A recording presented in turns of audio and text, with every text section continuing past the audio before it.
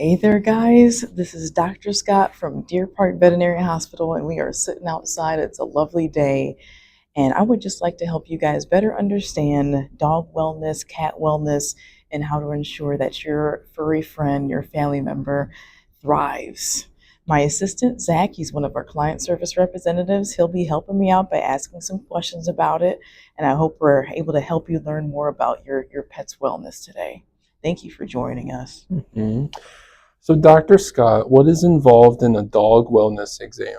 Yeah, great question, Zach. So, in a dog wellness exam, let's see. So, first, we do the physical exam, and that's where I look at the mouth of the dog or cat.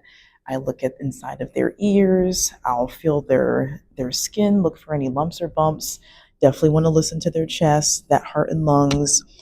Check their belly for any abnormalities, and then kind of just test their joint health as well. Just kind of flexing and extending their joints. So that's pretty much what makes up the dog or cat wellness exam. Yeah. Okay. And how does the dog wellness impact the longevity of my pet? Yeah, another great question. So with the dog or cat wellness exam, basically we'll just be feeling for anything, any abnormalities. Maybe the dog or cat is due for some annual vaccines.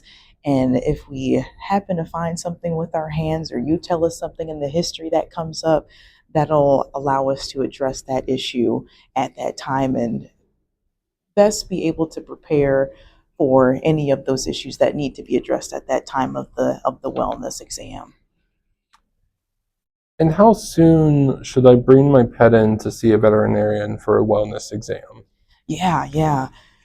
Another great question. So usually we do annual wellness exams. We can do every 6 months. It really just depends on the health status of the pet, but mostly annual visits are pretty darn good in keeping up with the wellness of your furry family member.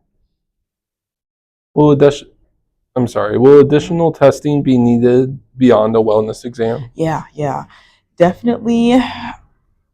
Sometimes it depends on if the dog or cat is due for any blood work, just screening like a complete blood cell count, for example. So a CBC looking at red blood cells, white blood cells, and platelets, and then a chemistry profile looking at the overall organ health, so liver, kidneys, glucose levels, liver enzymes.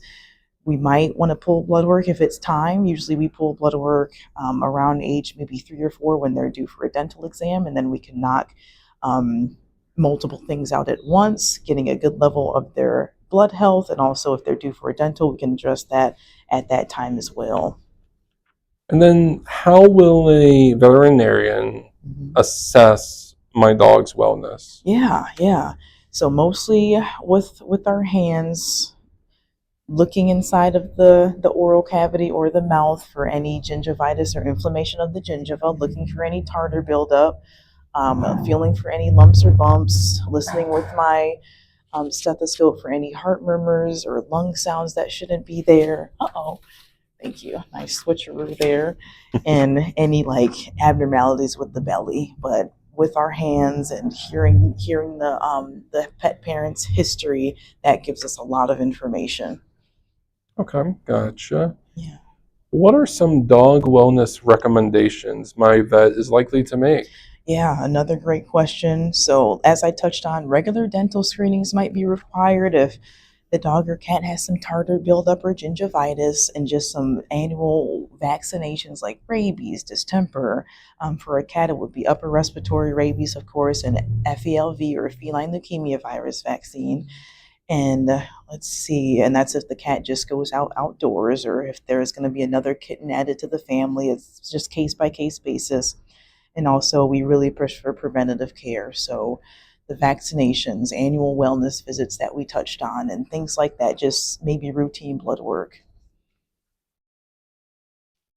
What are some possible environmental factors that can affect my dog or my cat's wellness?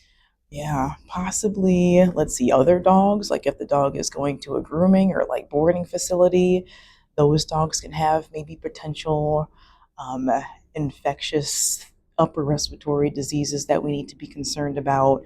Also, environmental factors. We're concerned about allergens within the environment, the parasites that we need to be concerned about. So we often push for flea tick medication and also heartworm prevention. That's very important. And oftentimes it can be every 3 months with Bravecto or Simparica Trio. That's a once a month chewable tablet. And for cats, it's a topical medication.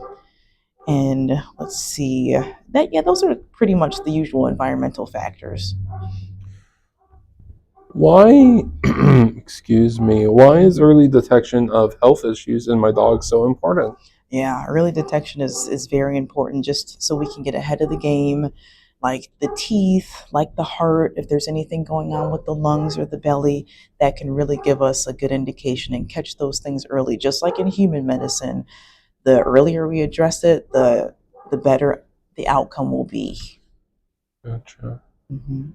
And for geriatric dogs, what is a geriatric dog screening? Right, similar to humans, Zach, that would be maybe a senior dog. So it depends on the size of the dog, excuse me. But looking at that oral health, doing that blood work, we may add in something called a thyroid test. May add in a urinalysis, so screening the urine for any abnormalities and looking at that kidney health.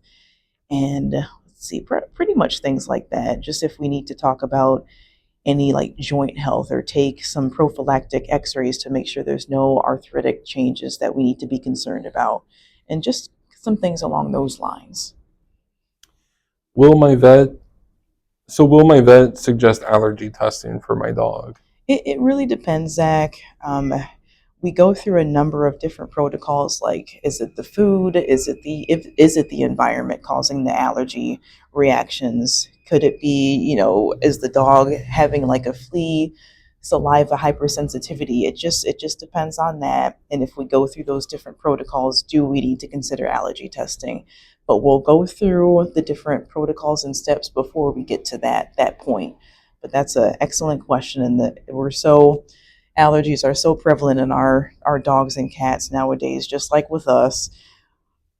But let's see the call to action, guys. Thank you so much for your time today with Zach and I. If you want to schedule a wellness appointment for your dog or your cat, definitely call our front desk, our client service representatives. Zach, Gabby, and Liz will be happy to set you guys up, and we can't wait to meet you guys. Thank you so much.